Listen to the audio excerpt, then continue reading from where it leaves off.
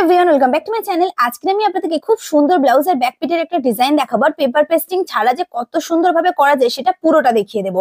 প্রথমে দেখুন, এখানে আমি লাইলিন কাপড়টাকে আগে কেটে নিয়েছি। আর এখানে দেখুন একটা পানের মতন ডিজাইন করেছি, আর বোর্ড নেকের নিচে ডিজাইন আছে।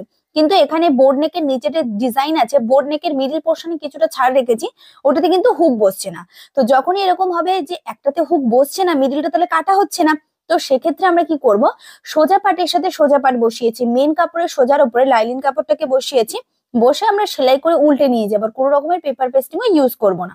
কিন্তু সেলাইটা কতটুকু করব, উপরের এই পাটটা কিন্তু ছেড়ে রাখতে হবে, উপর থেকে সেলাই করা যাবে না। শুধু এই পানের মতন দেখতে যে শেপটা, এই শেপটাকে আমরা সেলাই করব।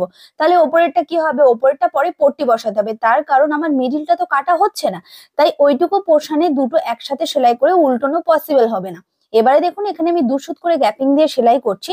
আমি এখানে 2 সুত সেলাই মার্জিন নিয়েছিলাম, তাই 2 সুত দিচ্ছি। আপনাদের যার যা সেলাই মার্জিন নেওয়ার সে ততটুকু সেলাই দেবেন। অনেকেই বলেন সেলাই করতে অসুবিধা হয়, তাহলে আপনারা প্রথমে কিন্তু দাগ দিয়ে নিতে পারেন। আর সেই দাগের উপর থেকে সেলাই করলে কিন্তু সেলাই খুব সুন্দরভাবে পড়ে। আর এখানে আরেকটা জিনিস বলে দিচ্ছি, যেটা অনেকে ভুল করেন, টেনে টেনে সেলাই করেন। একদম কিন্তু লুজ হাতে সেলাই করবেন না, যত খুশি আপনি পিন আপ করে রাখবেন যাতে কাপড় সরে না যায়, তারপরে সেলাইটা দেবেন। তো আমি যেখান থেকে শুরু করেছিলাম প্রায় সেখানের কাছাকাছি চলে এসেছে। আর সব জায়গায় যেন একই বরাবর সেলাই পড়ে সেটাও কিন্তু খেয়াল রাখবেন। আর এইভাবে করলে কিন্তু জিনিসটা খুব তাড়াতাড়িও হয়ে যায়, আর পেপার পেস্টিংও বসাতে লাগে না। তো এখানে দেখুন, সম্পূর্ণটা এখান থেকে আমি কেটে নেব সুতোটা। পুরো পার্ট কিন্তু রেডি। এইবারে এইটা পুরোটা আমাদের পিছনের দিকে নিয়ে যাব। তার আগে পিনগুলোকে এখান থেকে সরিয়ে নিয়ে এই মিডিল পোর্শনের কাপড়টাকে কেটে নেব। 2 সুত করে কাপড় রেখে বাদ বাকি সবটুকু এখান থেকে কেটে নেব।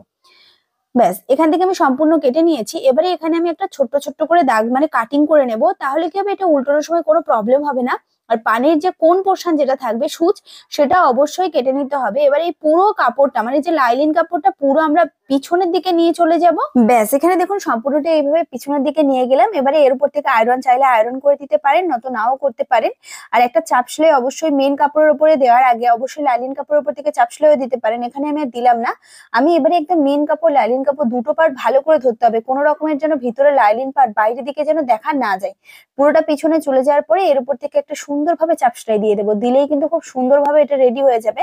আর এখানে যেহেতু আমি বারবার বলছি, আমাদের যে হুকের ঘর মানে বোর্ড নেকের নিচের ডিজাইনের ওখানে দেখবেন কেউ হুক করে, কেউ বোতাম করে, কেউ ডরি করে, এখানে কিন্তু ওটা রাখছে না, এখানে জাস্ট কাপড়টাই থাকছে। তো ওই জন্য উপরটা কিন্তু সেলাই করা গেল না। যদি আমাদের এরকম হতো যে বোতাম বা হুক করতে হতো, তাহলে একদম পুরো বোর্ড নেকের উপর থেকে পুরো সেলাই করে উল্টে নিয়ে যেতাম। পুরো পার্ট রেডি হওয়ার পরে এইরকমটা দেখাচ্ছে, এই অবস্থায় একবার অবশ্যই আয়রন করে নেবেন। নিয়ে এখানে আমি পিন করে নেব।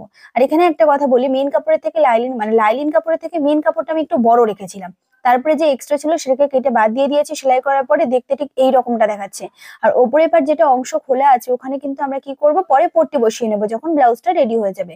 তো আশা করবো আপনাদের সম্পূর্ণটা ভালো লেগেছে, বুঝতে পেরেছেন ব্যাক সাইড থেকে এরকম দেখাচ্ছে। যদি ভালো লাগে লাইক করবেন, চ্যানেলকে সাবস্ক্রাইব করতে একদমই ভুলবেন না। আপনারা কমেন্ট করেন না, কমেন্ট করে দেবেন। আজকের জন্য এই পর্যন্ত, টাটা।